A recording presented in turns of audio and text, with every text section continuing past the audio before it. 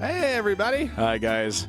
Well, from Salt Lake City, Utah, It's Thank God I'm Atheist. the podcast. I'm Frank. And I'm Dan. Coming up today, we're going to be talking about surviving the holidays. The holidays. Thanksgiving's coming up. It's right around the corner for those of you who are in these United States. Yeah. You Canadians have already done it. Yeah. But these holy days. These high holy days. Yeah, what do we do? What do we do as atheists? How do we handle sticky situations? Yeah, we're going to talk about, when you have to go to your folks' house. Blech. Whatever. I just avoid it outright. Well, why wouldn't you? I live 1,000 miles away. It makes it easy. It does make it easy. But you don't avoid it all the way. Like, you have fun times with friends. Yeah. And I do, every year or two, every couple years, make it home for... Sure. Usually I try Thanksgiving usually.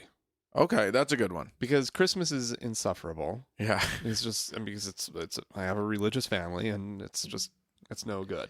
But Thanksgiving, that can be a good one with the fam. All right. Well, we'll be talking about all those strategies and theories a little later in the show. Yeah. For right now, I'm going to start talking about something that happened in merry old England. Whoa. Our British listeners already know this, of course, but the Church of England has been sort of teasing us for years now with the idea that maybe women will be allowed to be bishops. Maybe. Yeah. We'll consider it. Yeah. Maybe. They had a vote. Uh-oh. They brought it to a vote. Yeah. 30 people voted against the motion. Okay. 480 were present. So it passed with flying colors. No way. There will be women bishops in the Church of England. No way. C of E. Wow. Well, good for them. Yeah, and apparently there's some. Now, what our longtime listeners or those who have gone through our back catalog will know that there was when I was in London, I interviewed the Bishop of London. Yes. One of the higher ups in the communion, the Anglican communion. When I first asked him, "What do I call you?" he said, "Well, here you would call me my Lord High Bishop, or my Lord Bishop," I think is what it was. Okay. But he recognized that he ain't my Lord, so he was like, "You can just call me Bishop Richard," which I thought was great.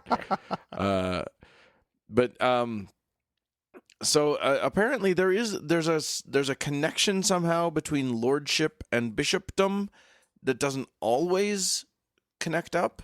Like, not all the bishops in England are lords, And not all the lords are bishops. right? That Clearly. much is also true. Congratulations, Lord so and so. You are now a bishop. No, It's a very complicated system, and so it does warrant sort of Right. pointing out what may seem to be obvious. Right. A lot of ins, a lot of outs, a lot of what have you. Anyway, apparently they will be trying to fast track a couple of ladies to the House of lady bishops into the House of Lords. You're a lady and a lord. Ooh. Oh dear, Ooh. is this possible? So yes, apparently, it seems likely that there will be a woman sitting in the House of Lords as a bishop by Easter next year. Just such radical change. Who knows? Dogs and cats living together, mass hysteria.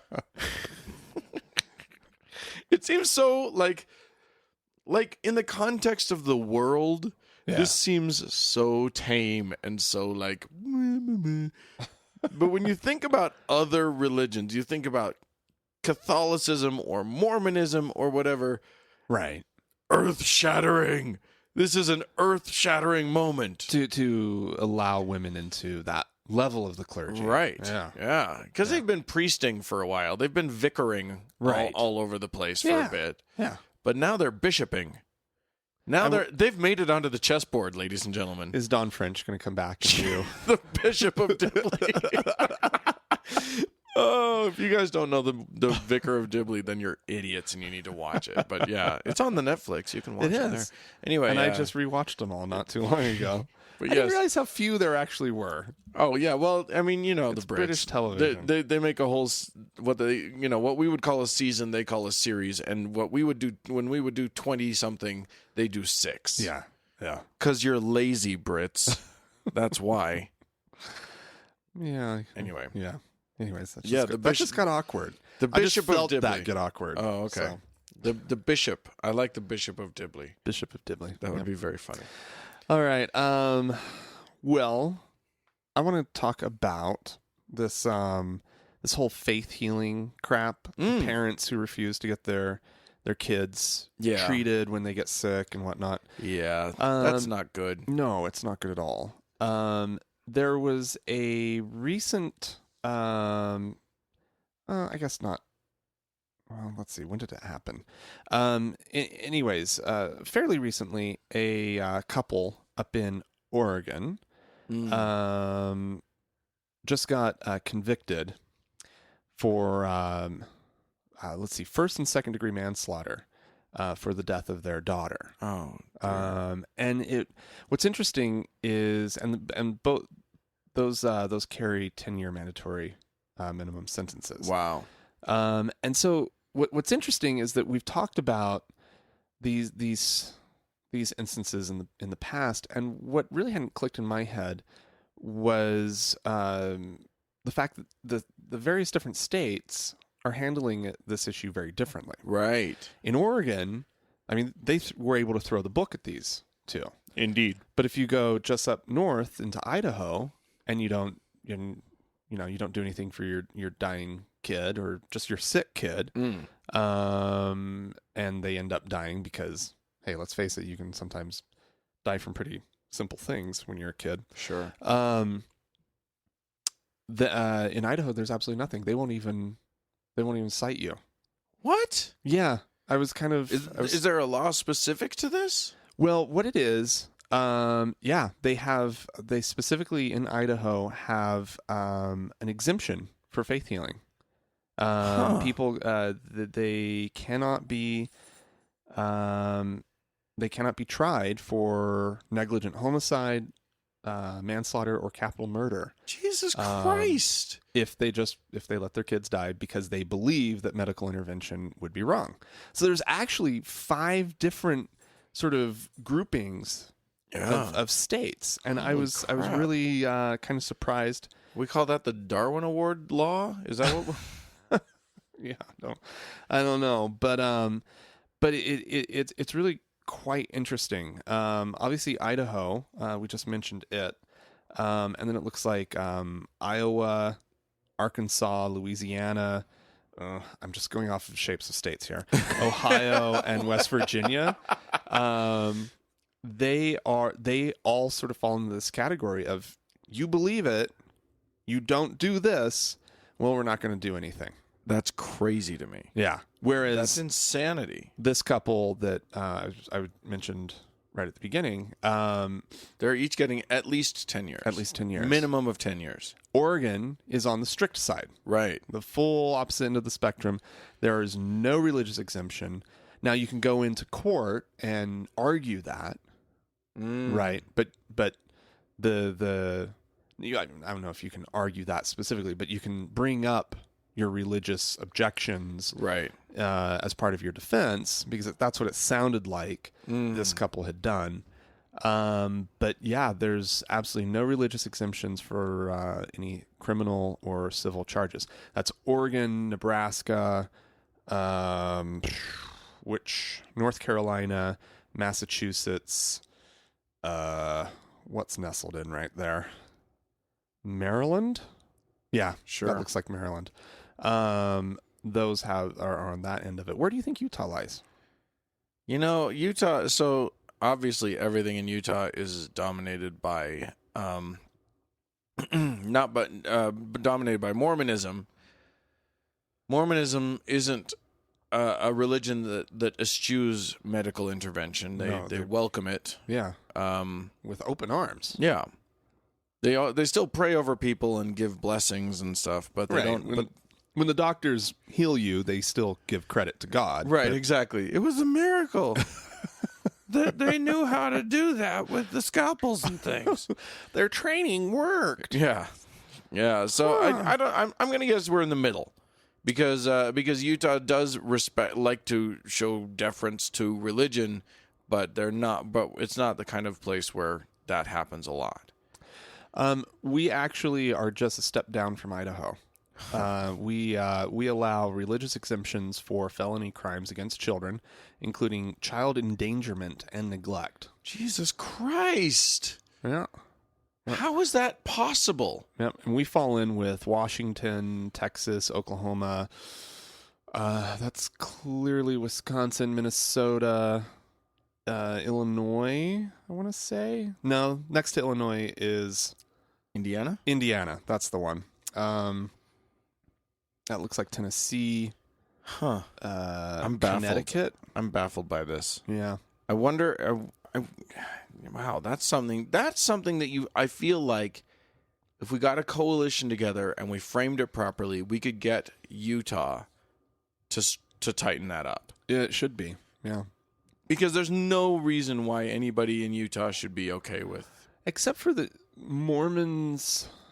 The Mormon majority would have a certain amount of sympathy with their religious neighbors. Well, we've talked about this before. I feel like religions in general have this sort of gentleman's agreement between them, which is that, like, you don't point out my crazy bullshit, I don't point out your crazy bullshit. We all pretend like we respect each other completely when we all secretly know that everybody else is wrong. And that's kind of just how, that's the nod, wink, wink, nudge, nudge sort of deal that they all have going on. Right. So I get that. So, like I say, it would have to be framed properly. It would have to be framed by saying, people's children die if we don't take care of them. And to be honest, we'd probably need a high-profile story, incident. Right. A child would have to die in a pretty spectacular way to tack it on, and then get a big outraged. Mormon name, get a huntsman involved. Yeah. Get a somebody, one of those big Mormon names involved, and then who knows? Yeah. And then there's the big middle, states like California, Nevada, Colorado. I won't mention them all. They allow for religious exemptions only in misdemeanor crimes against children, including endangerment and deprivation. And then there's the almost all the way there states like Montana, Wyoming, Arizona, New Mexico, all Utah neighbors. Right. Florida, Pennsylvania, Michigan, Illinois, Kentucky. Kentucky. They allow no criminal exemptions, but they do allow civil exemptions for medical neglect, which can discourage intervention from Child Protective Services. It's crazy. So maybe what needs to happen is that we need to get our friends over at the Satanic Temple involved, and they need to come in and start talking about human sacrifice. And just go to Idaho and be like, hey, we're here because we learned that we can do this and we are protected. And just see what happens. We're not. It's against our religion to feed our children. Right. Or just be like, our religion says that every now and then we've got to sacrifice somebody. And we feel pretty good about our chances here in Idaho. Yeah. So thanks for the laws, Idaho. They'd probably have to actually let a child die, though. Yeah, they can't do that. They wouldn't do that. But you know what? Everybody fears those guys so much that if they just and they're clever at enough, they could probably come up with the right angle. Right. Yeah. Yeah, I don't think that they actually want to espouse the whole human sacrifice thing. No. We need a whole different group for that. Yeah. Baby-eating atheists. Anyway, that's crazy. And if you're in your state and you feel like they have laws like that, you should probably get on board and try and lobby your people. Yeah, this is clearly an issue that atheists should care pretty deeply about. Yeah, because these are ridiculous laws, and it's 44 of the states. Hawaii actually is one of the ones that doesn't allow. How shockingly shitty is it that the same people who are like, you can't have an abortion because that is a human life and you can't do anything to harm a human life. Yeah. And, they would do anything. They would jump in front of a bus to stop an abortion. Right. But if a parent is shitty and says, but I prayed and Jesus is going to fix my baby. Right. Suddenly it's like, oh, well, sorry, hands off. Is the baby out of your womb? Yeah. Then it's fine. This goes right along with the fact that they're willing to let people, they're fine with the pulling the plug idea. Right. Right. Yeah. But they're not okay with end of life, like choices Right. of like when to end your life. Yeah. Like, they have really funky, screwy They're fucking hypocrites perspectives. is what they are. Yeah. But they don't, I'm shaking my fist. That's what I'm doing. Why I oughta. Why I oughta. Why I oughta get involved in things. Yeah. Well, I'm going to take us to the Vatican, where someone from our fair state has recently been for the first time welcomed in an official attendance at the Vatican. No way. Well, I don't know if it's the first time someone from our state has, but it's the first time someone from the LDS Church has. Really? That's not actually the story. That's a way to frame it. Angle. Yeah, to us to have Henry Eyring, who's one of the top Mormon brass, be welcomed in as part of a big it's a shindig that Pope Frankie's throwing. Really? A clam bake? A 3-day conference he threw, which I don't know if they baked clams. They may have, but mostly what they did was they talked about marriage, and the traditional marriage. Marriage, really? Okay. By the way, if you combine the words traditional and marriage, what you're talking about is screw the gays. Yeah. I don't like gays. That's what you're saying. Absolutely. So this comes right on the heels of the Pope demoting Cardinal asshole Burke. Yeah, Burke the jerk. Burke the jerk, because he was too conservative and too outspoken about hating on the queers. Right. Now we have this thing. It's the complementarity of man and woman conference. Or I've seen it actually in different articles referred to in different ways. That's my favorite of them. Oh my God, complementarity. This is the only context in which that word is ever used. Yeah. If you hear anybody say the word complementarity, I guarantee you what they're talking about when you boil it down is penises and vaginas. That's all they're talking about with that word. No one uses that word for anything else in modern society. Penises and anuses? Those are not complementarity. They're not complementary. But they take it further than that. It's not just they don't. They do take it further. They say that they talk about the ways that men and women relate and whatnot, and how they sort of just dovetail so lovely, right? Lovely, and it's together. See, because if you have a man and another man, or a woman and another woman, they're not complementing each other. How could they possibly? They're multiplying each other. There's two of the same thing. Yeah. It's not complementary. No. It's the same. Right. So clearly, and that is a terrible thing. It's a horrible thing. Why would you do that? Right. Exactly. Why would you just add more of the same when you could add something that's different and that could Which is why all of these conservative religious leaders are always telling everyone to marry someone of the opposite race and a different religion. Of a different race. Differences because complementarity. Don't you know? Yeah. No. So the Popey boy himself actually had this to say about men and women. Popey boy? Yes, I'm going to call him Popey boy. Okay. He said, just wanted to point that out. Okay. When a man and a woman celebrate the sacrament of marriage, God is reflected in them. As, quote, one flesh, they become living icons of God's love in our world, building up the church in unity and fidelity. The image of God is the married couple, not just the man, not just the woman, but both. So God's apparently two people, first of all, Okay. even though God's three people. When you boil it, when you look at When you really Catholic teachings, God is three people, but now he's also two people. Okay, good. And one of them's a woman, but they're all men. It's a complicated God. One of them's a ghost. I don't Yeah. know. I don't even know what that is. He's spooky. One of them's spooky. One's old. One's young. Yeah. One's a man. One's a woman. But no, it's always been, there's been like these three male. Right. But I'm just saying that in God the figures. that apparently a male and a female in coupledom in marriage are an icon of God. Oh, it's beautiful. The image But of why God couldn't, is the married couple. Why couldn't a man and a man achieve the same thing? No. Like, all you have to do is just say it. No. Like okay, thanks, Popey. Right. You figured You it out. said it. You Great. figured it out. What's interesting is that right wing. So I've looked at a lot of articles about this conference. Okay. This conference is weird because it includes, obviously, if there's a Mormon there, it includes way more than just Catholics. He brought in evangelical leaders, guys who have been super critical of the Pope. He brought in like a rabbi and a Muslim and imam and stuff. So he's bringing everybody in. Okay. And most of these people are people who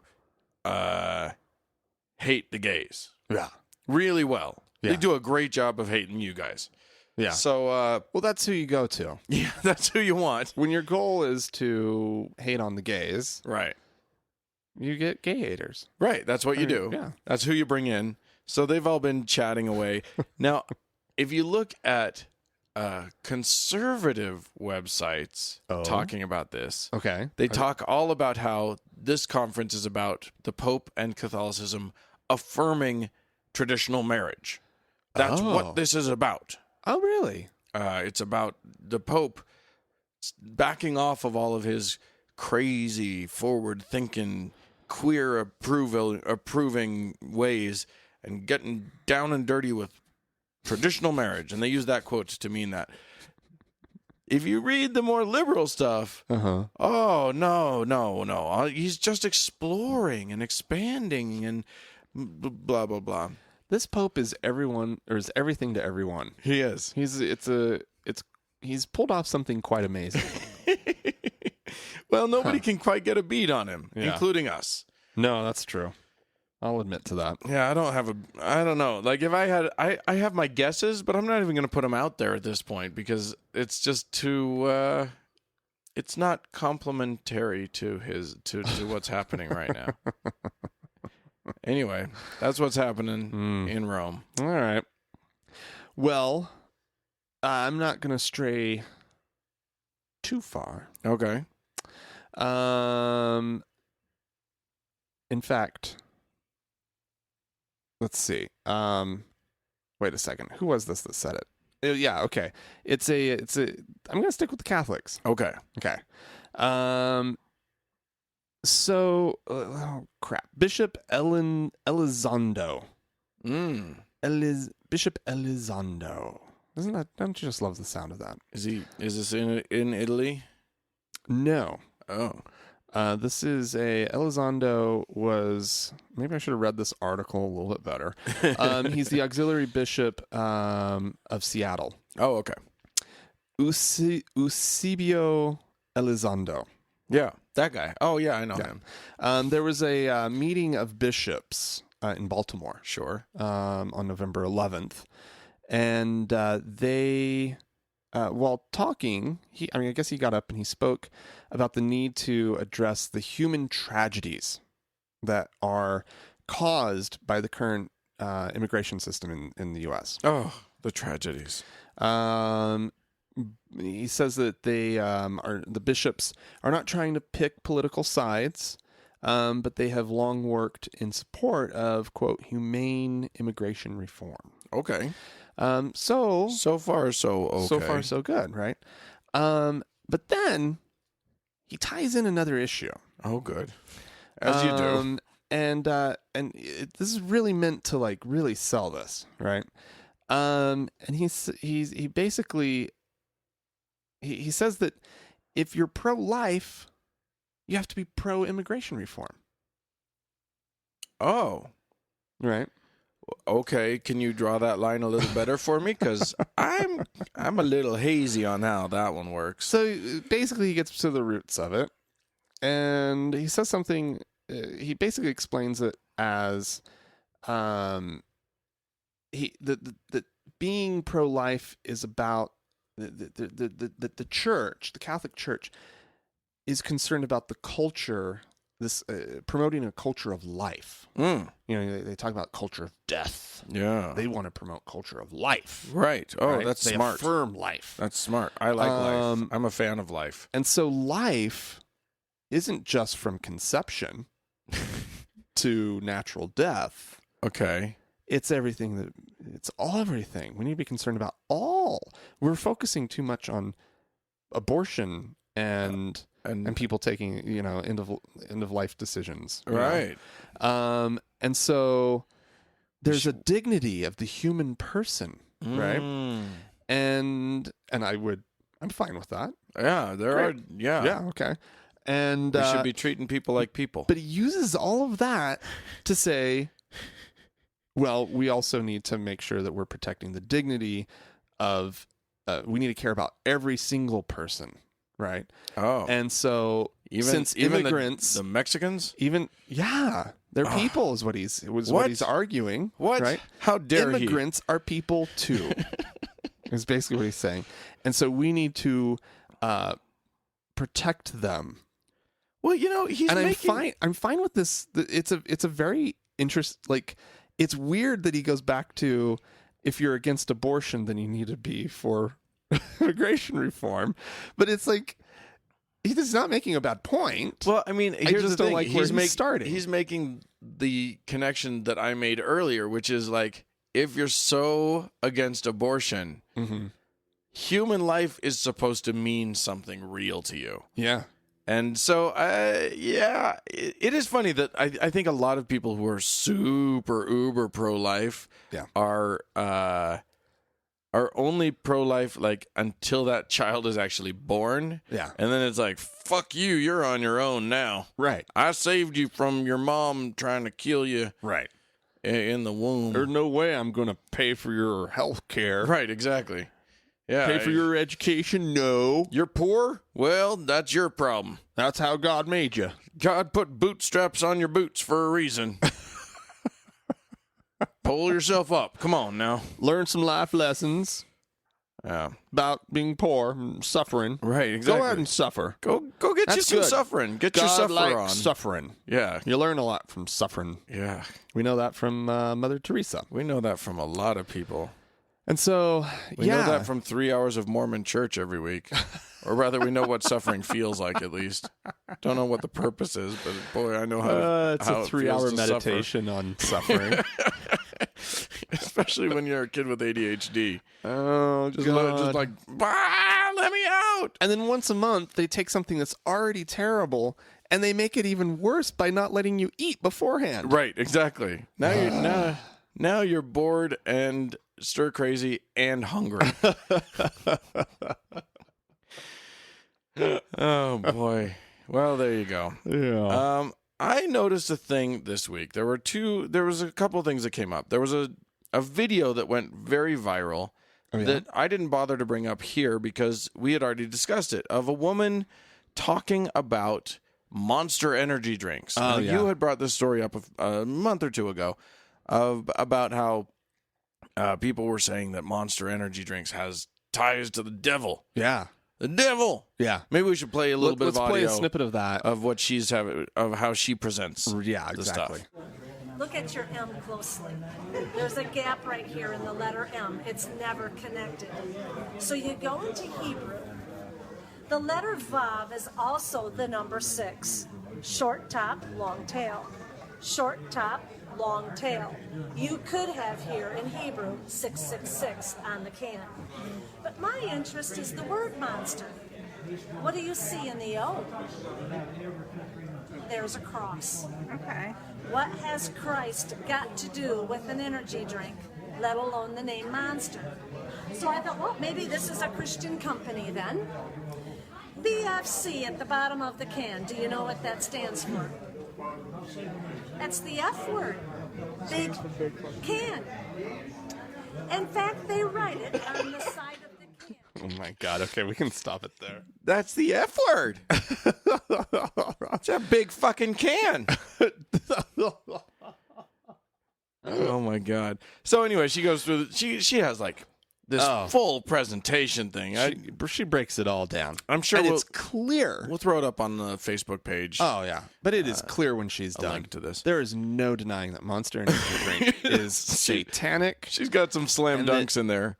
That as good Christians, you should be objecting to it. Right. Oh no, her final thing is just something to think about. Well, yeah, okay. It's just something to think about, you guys. But it's clear from her her delivery, her tone of voice, her full confidence. And she has visual aids too. She's showing all this stuff. She's got a can, she's got a box, she's got an ad. She's good at it. She's got it locked down. Now, I'm going to also remind you of another story that we did. You brought up, I believe, I think it was last week. We were talking about how there were going to be a bunch of Muslims praying in the National Cathedral. Yeah, yeah. And ooh, the hubbub and the furor.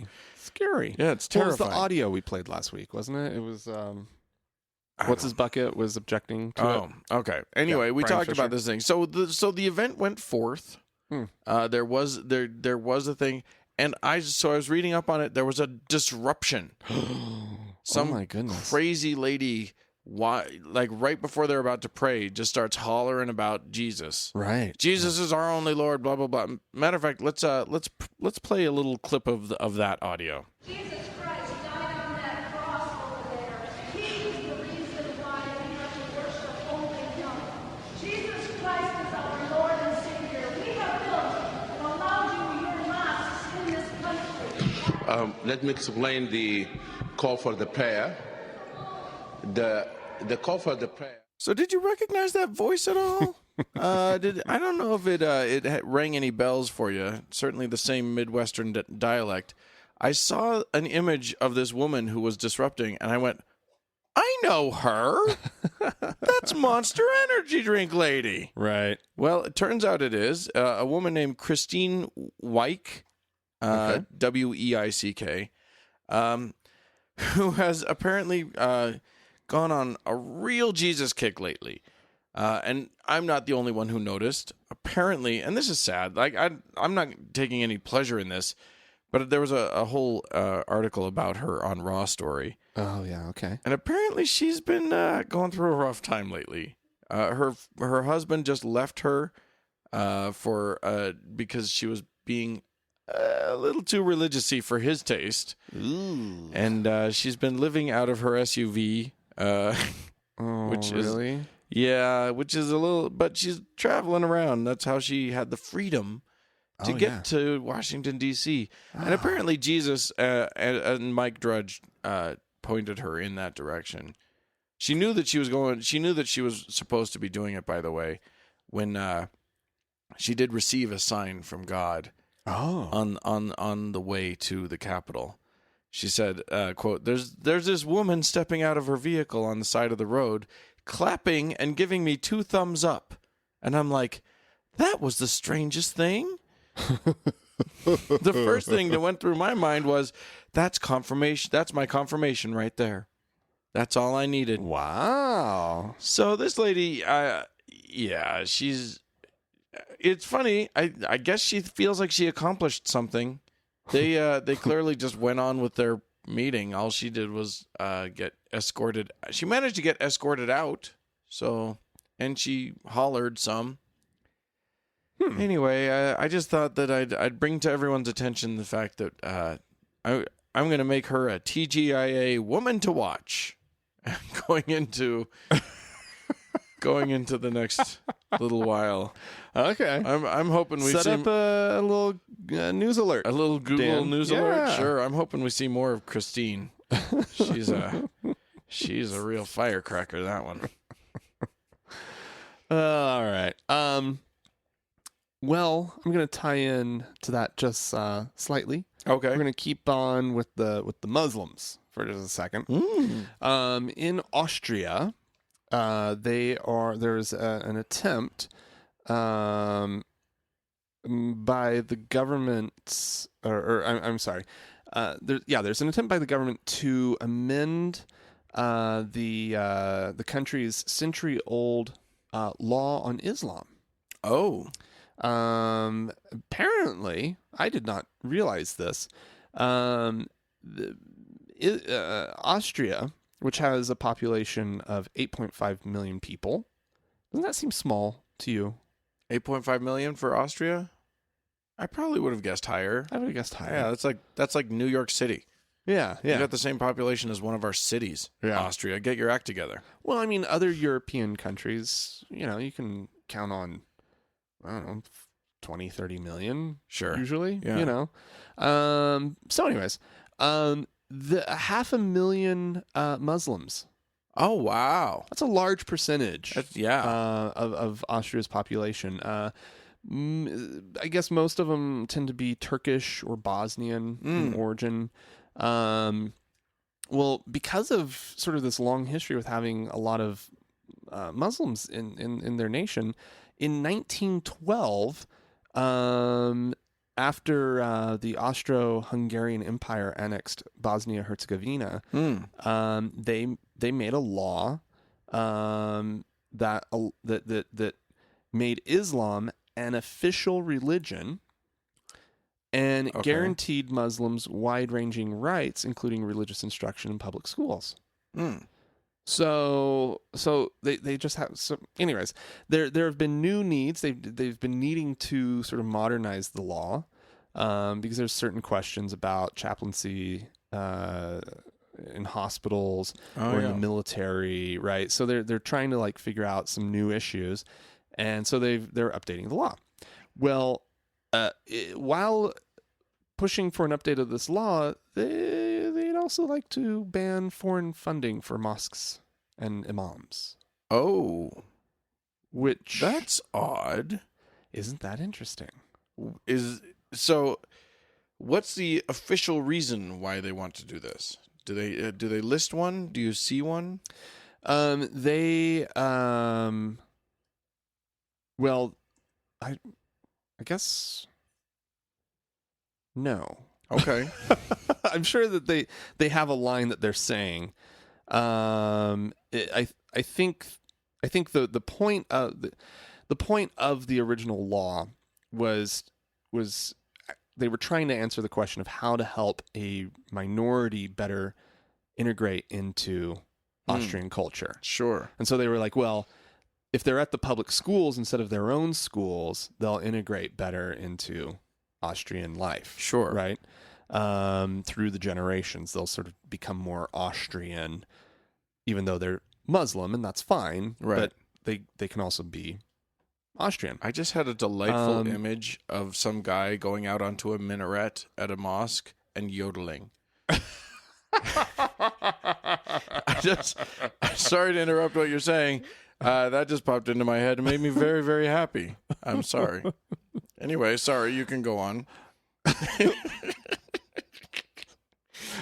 I'm just trying to imagine what that would sound like. The call to prayer. Horloti, do horloti. Right? Yeah. I like it. I'm all about it.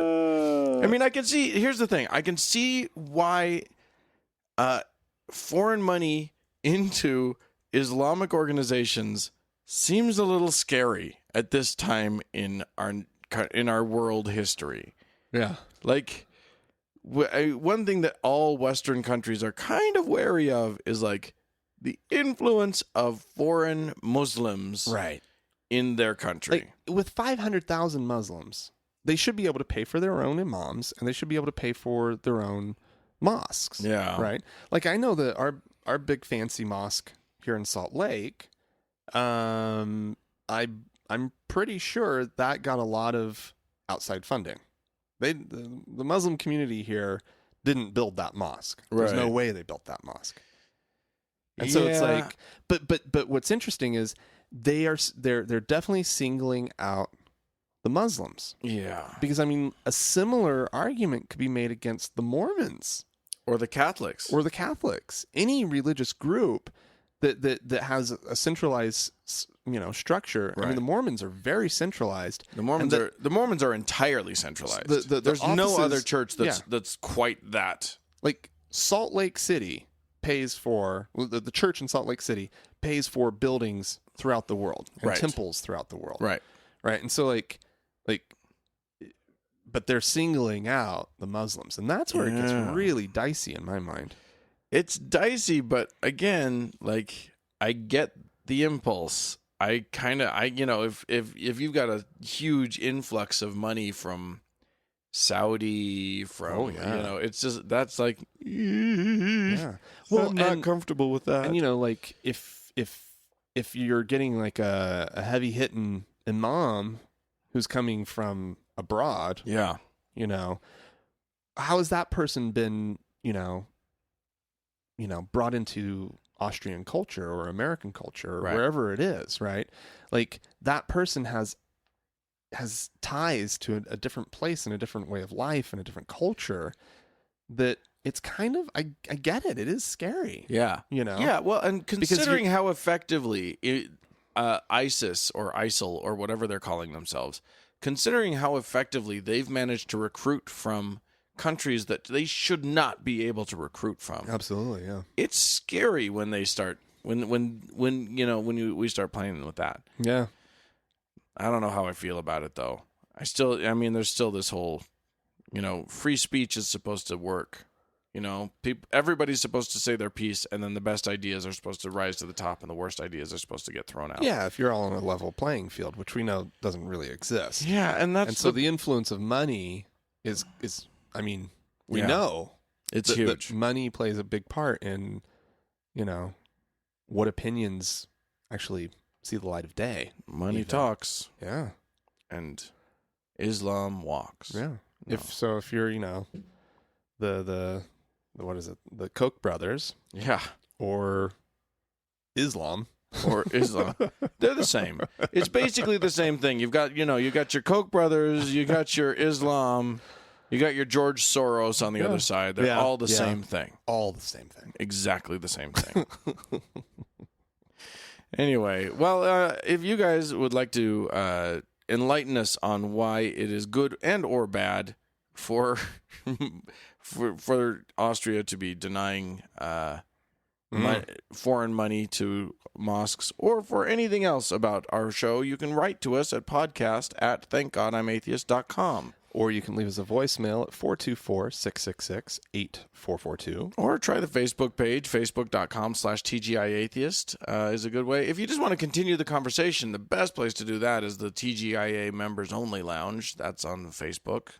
Search that out. Ask to join. Yep. And of course, our website is thankgodimatheist.com. Correct. We're going to take a quick break. This is a miracle. An absolute miracle performed by one Mr. Pat Robertson. Well, we hear about one miracle, and then we get to be witness to other miracles. Yeah, that's true. Yeah. Happening right there. 15-year-old Michael of Madison, Alabama, injured his neck playing a game of touch football.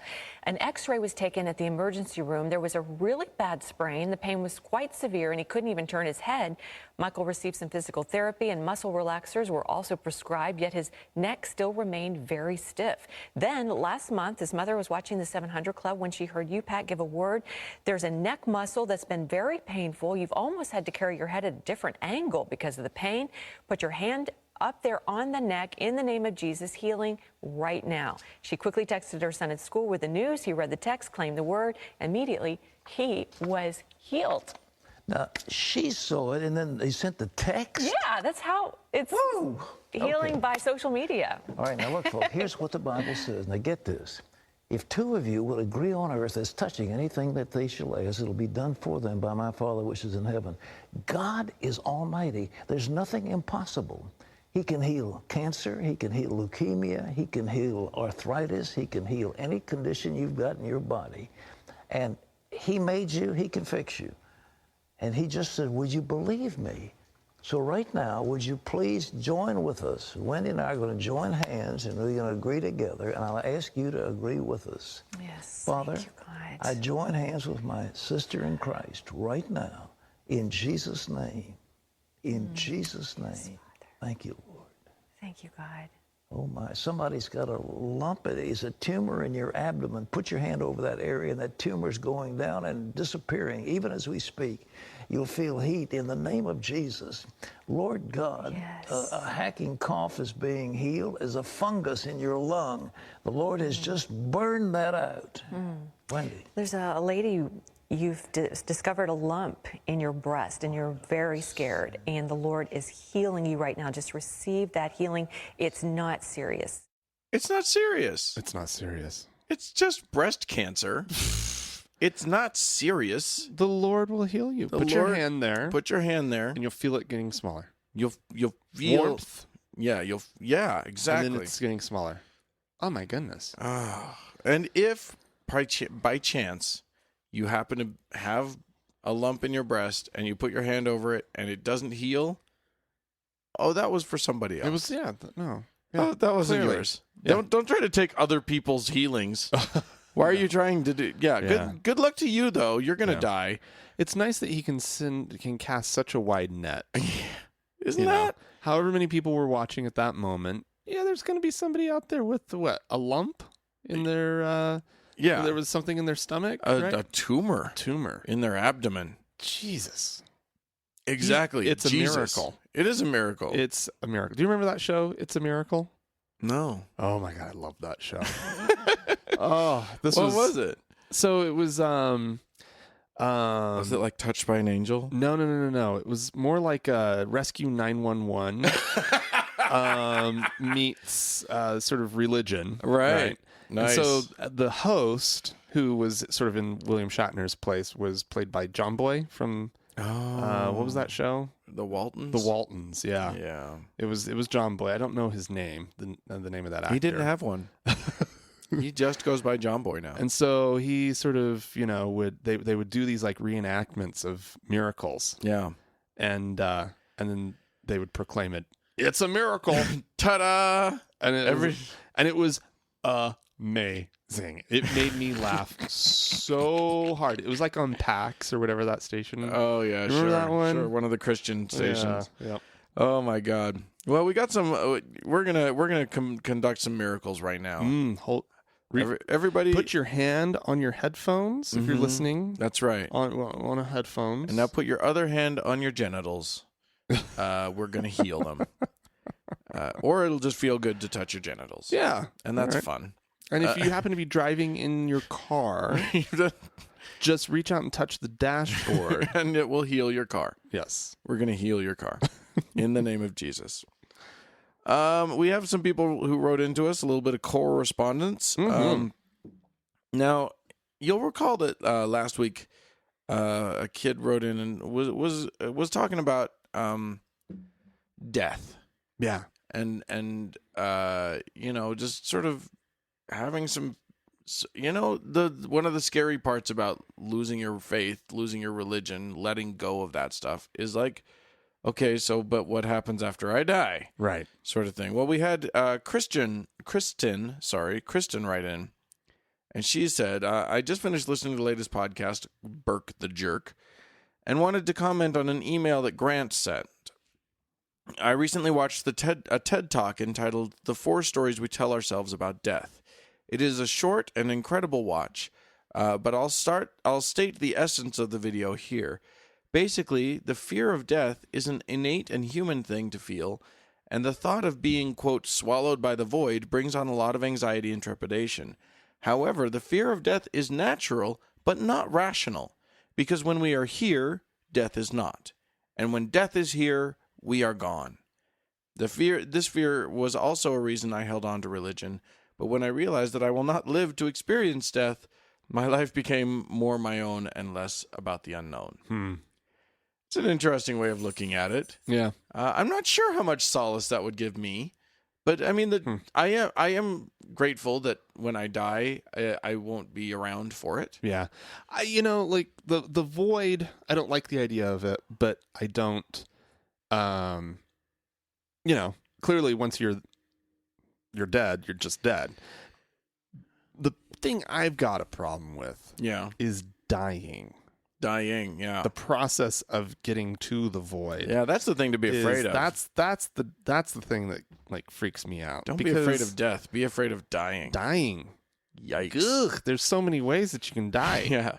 Unsavory ways. There are many. And almost all like isn't like there's no like really good way to die except for like the sort of that one little dying in your sleep old age thing. Everybody says that. I want to go out with a bang. I want to get hit by a lime green Mack truck or something. Just See, no, that doesn't something appeal to me. spectacular. Yeah. Jump out of an airplane and don't pull the chute. Just have a cool ride down and then slap. Yeah, I don't know. It's unsavory somehow. Well, yeah, it'll be bad for the person who has to clean up. That's for sure. Well, there's that too. Although those people are probably already used to it. Oh, there's another one. Well, we have another jumper. Yep. All right. Get the scraper. Get the pressure washer. We're gonna need it. Yeah. I mean, I don't know. I embrace the void. I embrace the concept of there I have no being problem nothing. with it. Yeah. I have no problem with me no longer being. Yes. You know. I mean, yeah. I don't know. That's the meditation, right? The meditation is just sitting with the concept of the void. Yeah. But you know, if you take some solace in the fact that in knowing that, you know, for as long as you're alive, you will never be dead the entire time. Well, that's true. There's you don't have to experience being dead. No, you Right. never have to have that experience. You just have to experience your mind shutting down and your Right. body failing. And Right. all of that kind of fun stuff. You drooling and a lot of unpleasantness. Yeah. You don't have to experience those things, but you might. So- Chances are you will. There's going to be some sort of... No, I don't want to be like negative here, but most likely your death is going to suck. Is that such a bad thing to acknowledge? No, just be like, you know what? It's just true. I don't know. That's not good though. It's not fun, but yeah. No, it's There you go. Get your get practiced at meditating through stuff, because by the time you get old, you're gonna need it. Everything's gonna be shitty, and you're gonna need to have a good Zen place to go to. Dominique wrote into us. You said, you guys mentioned in your most recent episode. Now we had talked. I'm gonna just preface this by saying that we had talked a little bit about afterlives and how there was no afterlife that we could picture that we at all enjoyed the thought of. You recall us saying this? Oh, yeah. So Dominic says, you mentioned that you couldn't imagine any type of an ideal afterlife. I agree that any heaven-esque situation filled with Christians and spent eternally worshiping an egotistical God would be very disappointing. Yeah. That would be disappointing. Yeah. But I've often fantasized about how cool it would be to die only to discover that I'd spent the afternoon playing a video game called Life, and that I am actually part of a highly evolved civilization that implements this incredibly real video game experience regularly in primary education as a means of fostering empathy and understanding for the other. Imagine how much better that would be if we had all spent a few hours every afternoon of our childhood finding out what it's like to be an ancient hunter-gatherer, a soldier in the Persian army, a medieval serf, Catholic archbishop, Beethoven, a Nazi youth, Jewish refugee, Islamic suicide bomber, Pat Robertson, and just regular old me. That, in my humble opinion, would be an ideal afterlife. So I thought that was interesting. Yeah. Nerd alert. Gamer. Yeah, definitely has spent many an afternoon playing some sort of video game. Probably not one that builds empathy. No, well, yeah, we don't have a lot of empathy building games in the current climate of gaming. I'm sorry to call you a nerd. I'm a nerd. Dan, the whole time I was just like, do not say nerd. when it's done. Do not, because I was Because I was. I'm there. sorry, Dominic. We were all thinking it. Dominic knows he's a nerd. Yeah, that's true. I think that's fun in I a think wonderful way. Yeah, absolutely. Like I love the idea, Right. You know, you wake up, you die. Well, and you but went you have through to ask yourself about, is that then you wake up in another life, or is it just another video game? Yeah, right. You know, Uh-oh. how many layers deep does this go? That's right. It's Inception meets The Matrix. Yeah, Meets Pac-Man. that's like the next big blockbuster movie. Yeah, there you go. Yeah, that's it. Dominic, you're onto something here. in a world. You die and immediately, oh yeah, I forgot I was just playing a game. That game sucks. And you're 8 years old. Yeah, exactly. I wonder if this life would, like, okay, so we're picturing this advanced civilization. Yeah. I wonder if this life isn't like jail. The equivalent of a punishment. It's not to teach kids. Well, it's just like to punish people. I'm just gonna get right in there with Dominic for a minute. Just Okay. because I feel Yeah. bad because we called him a nerd. Dive in. So, you can nerd out with the best of them, Frank. I'm gonna nerd out with you just for a second, Dominic. It's kind of like that one episode of Star Trek: The Next Generation where Picard lives a whole lifetime. the probe takes over his mind. And he's on the deck on the bridge, right? And he's flopping around. They can't sever the tie, right? Right. He lives a whole life, and then he wakes up and he's like, "Oh my, what?" Because he'd long since given up all hope that his other life actually existed. Oh my God, it's such a good episode. There you go. It's great.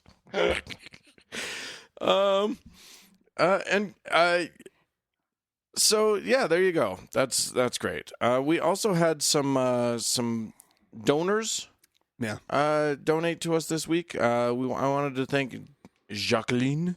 Ooh, Jacqueline, who is now a monthly subscriber. Thank you very much. And Andrew is a one-time donor. Thanks a lot for that. Thank you as well. Oh, and Zach wrote in. Just a quick thing from Zach. Zach said, "Hey guys, I'm a diehard fan.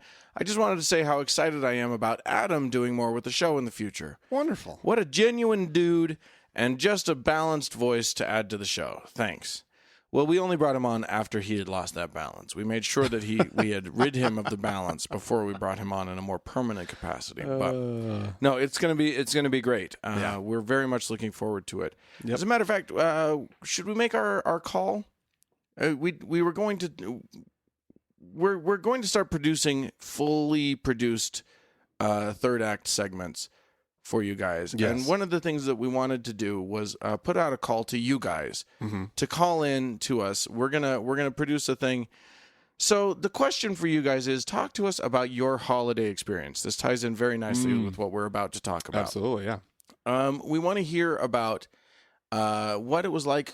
If there's an interesting story. Now, obviously, if you're just going to tell us the same story that everybody's going to tell us, you might not need to call Well, they don't in. know what story everybody's going to tell us. Tell us your experience. Tell us your experience. So call in to our number, which is 800-424, not 800, 424, skip the 800 part entirely, and just dial 424-666-8442. Yeah.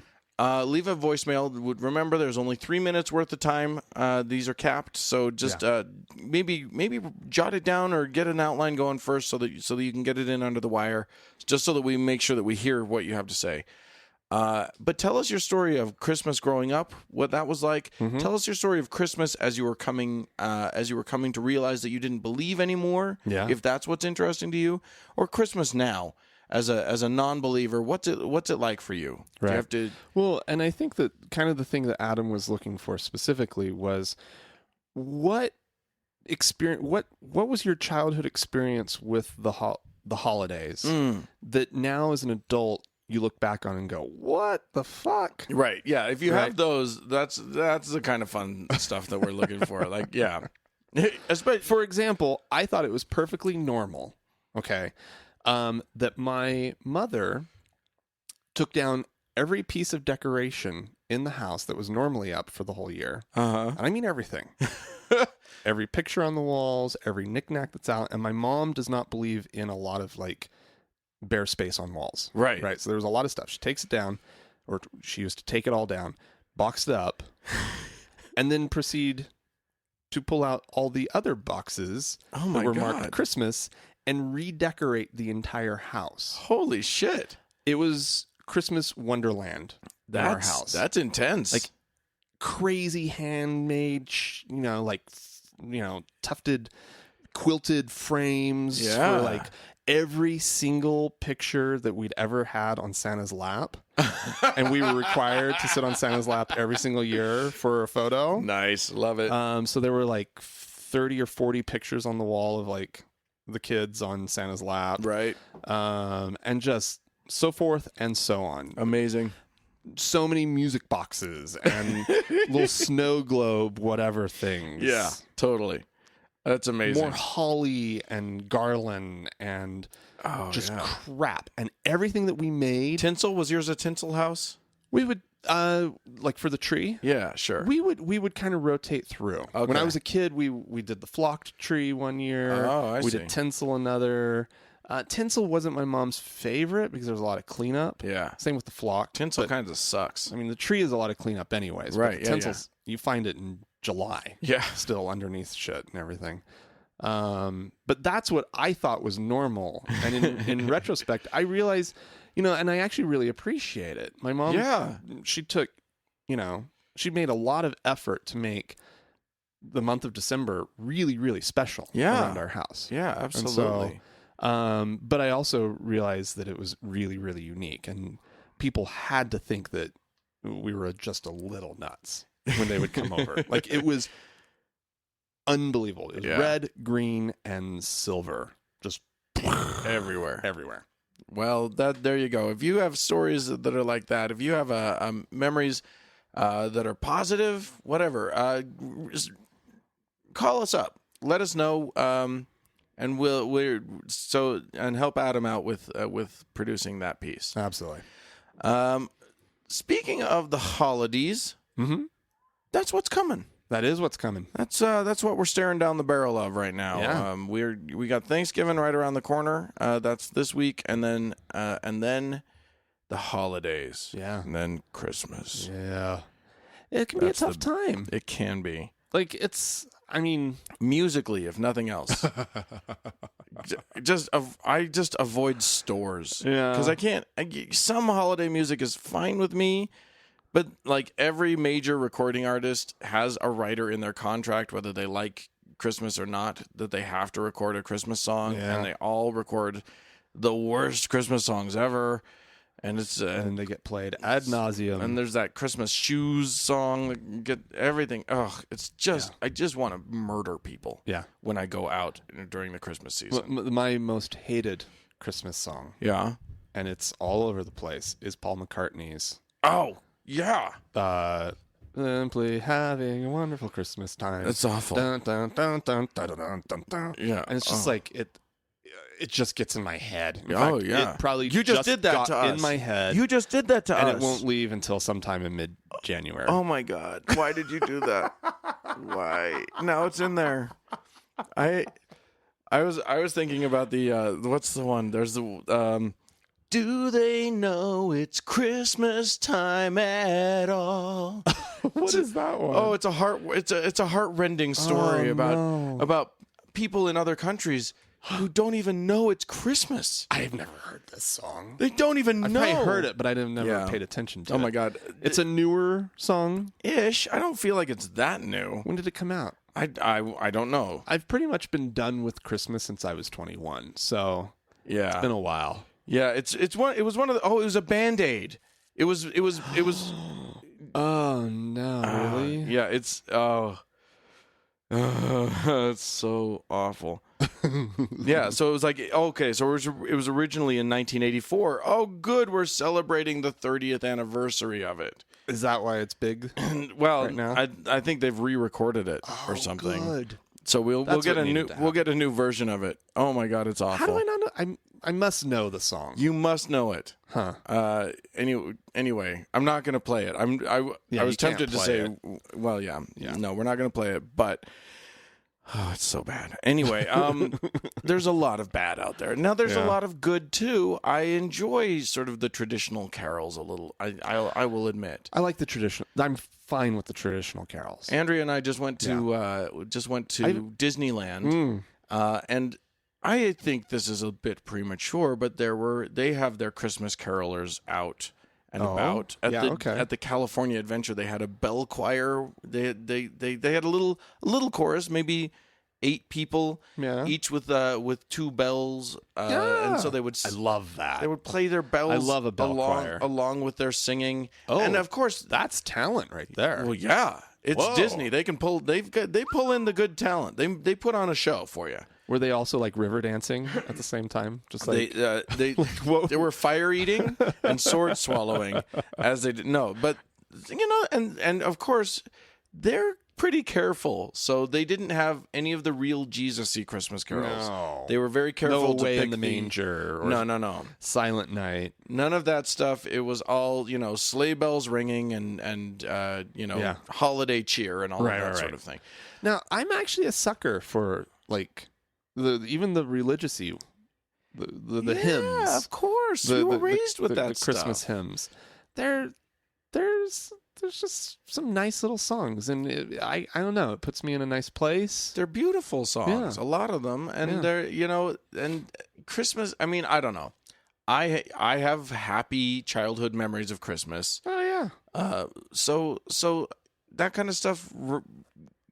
I like it. Yeah. It's a little cloying at times to hear everybody talking about Jesus, and my Andrea's family has some traditions that are just like, okay, we all get together, and I love her family, and we have a great time, and then it's time to bring out the book. Oh no. Oh, yeah. And this is like, and her mom and her aunt have painstakingly put together these books, these binders for everybody, and it's personalized. They've decorated. Yes, it's each couple gets a book, What? and it's personalized, and and then we all read and all it is like the nativity story interspersed with songs that we sing. So we read through.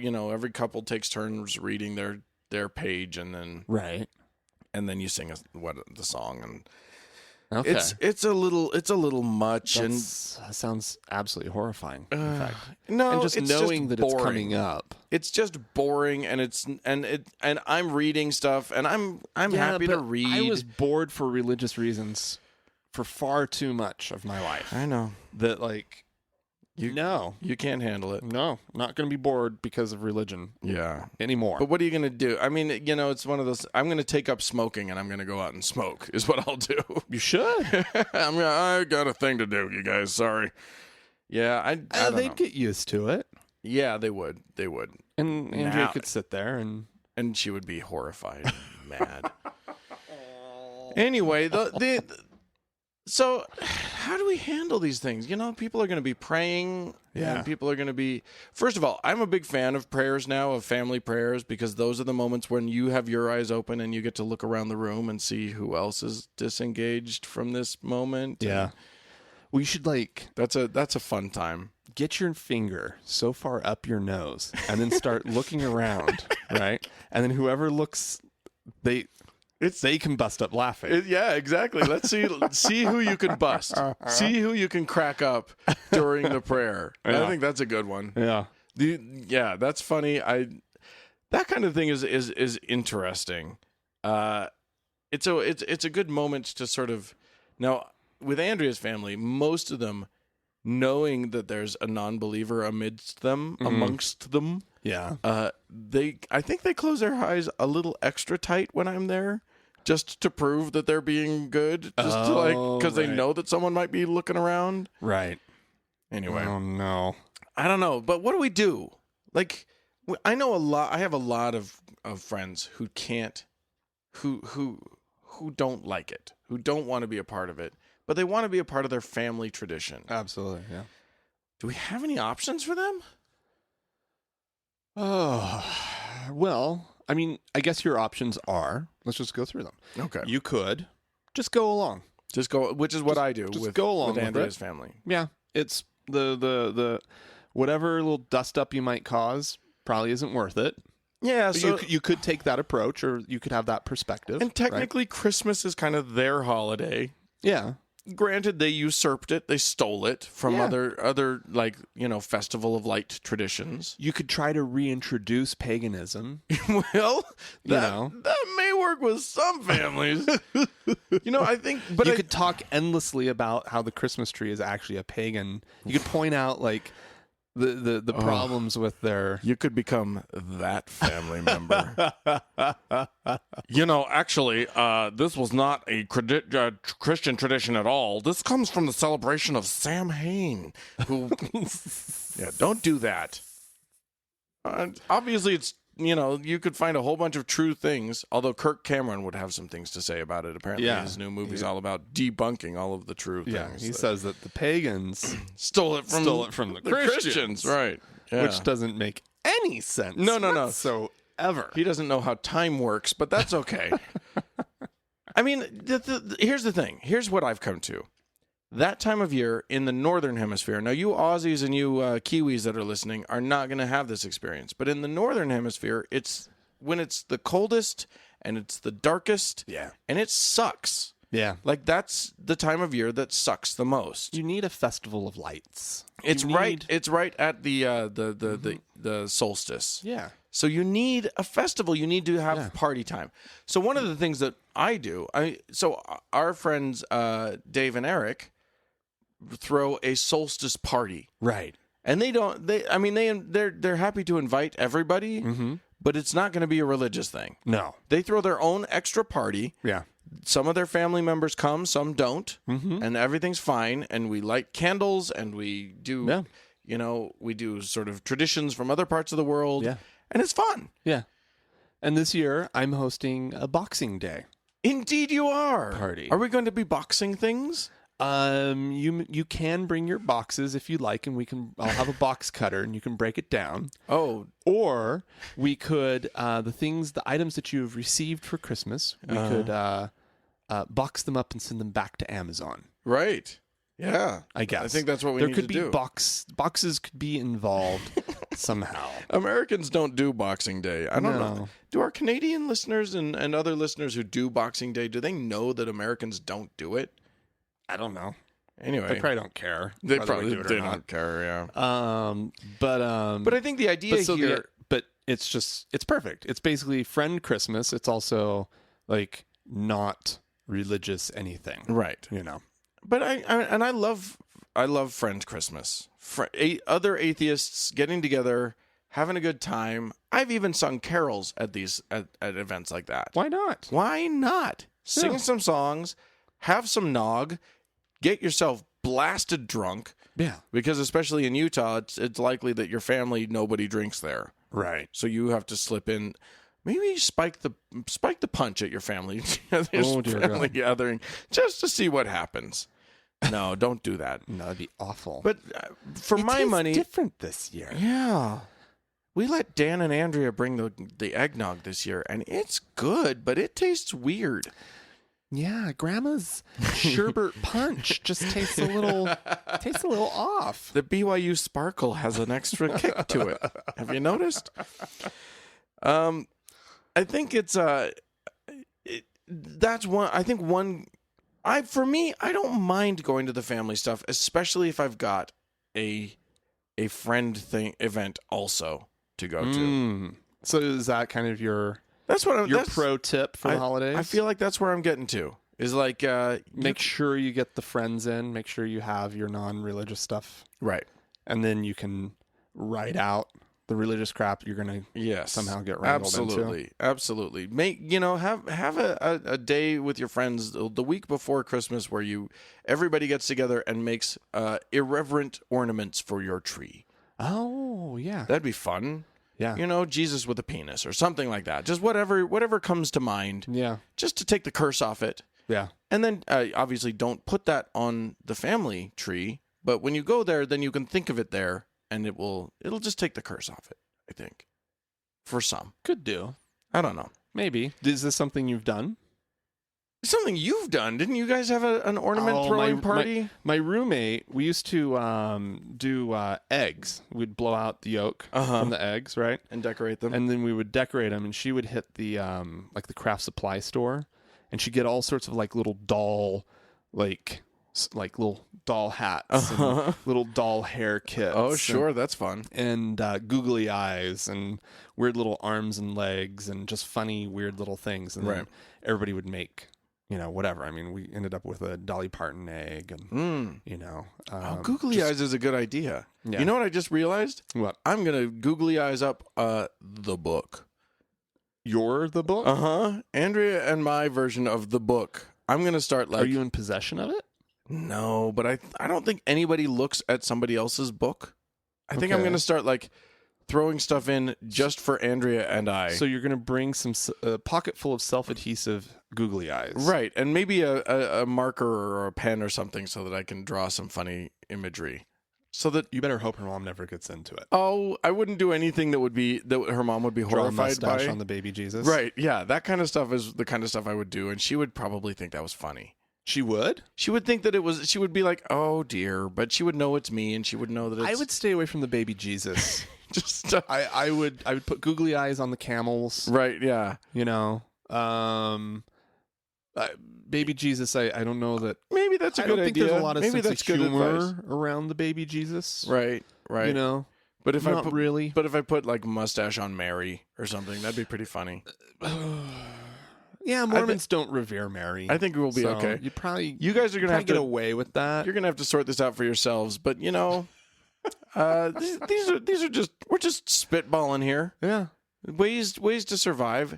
Now, I'll tell you one of the most delightful holiday traditions that's sprung up among my group of friends. Not happening this year, unfortunately. But I have a couple friends who every year throw a pre-game. It's like basically pre-gaming for Thanksgiving. They put out a spread of alcohol like you would not believe. You can do. There's a Bloody Mary bar. There's mimosas. Right. There's hot toddies. Yeah. You get there in the morning. Yeah. Before you go to your family's house. Yeah. And you tie one on, and then off you go to your family's house, happy as can be.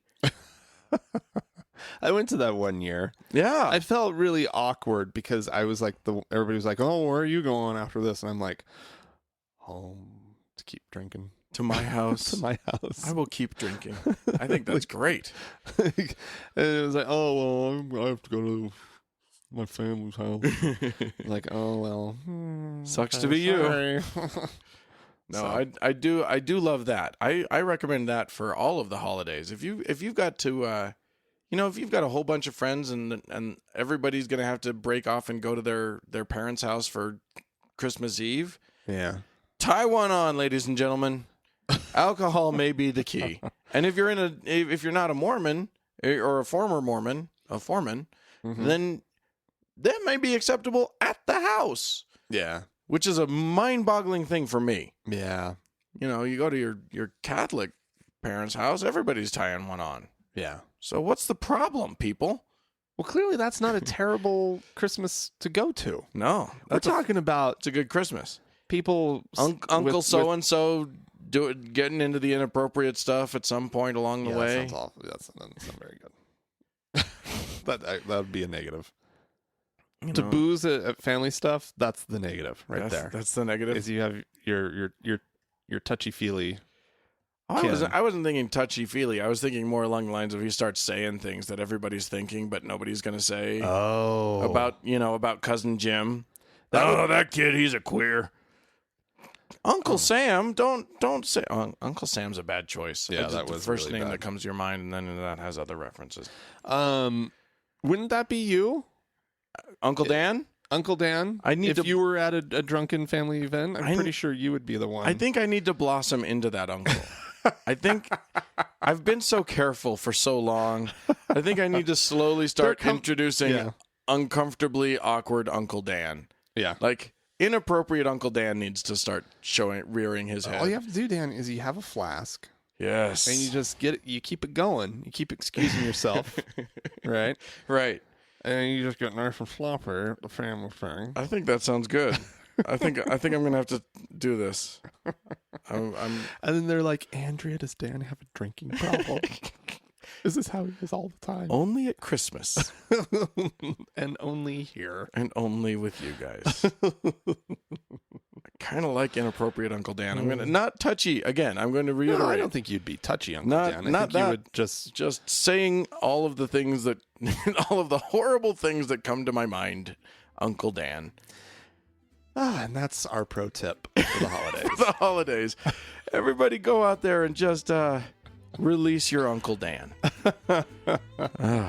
If you guys have any pro tips that are actually useful, that you've come across, either call them into our voicemail because and help Adam out with his piece. Yeah. If they fall into that kind of category. So that's 424-666-TGIA, which is 8442. Yeah, or you can, you won't be helping Adam out, but you could email us at podcast@thankgodimatheist.com. Right? Or go to the Facebook page, facebook.com/TGIAtheist, to see what's going on there, or join up the members only lounge. And, of course, our website is thankgodimatheist.com. Special thanks, of course, to Mackenzie for all the help on Facebook. Yeah, and thanks to the Red Rock Hot Club for the use of their beautiful music. And everybody, have a great Thanksgiving. Bye-bye.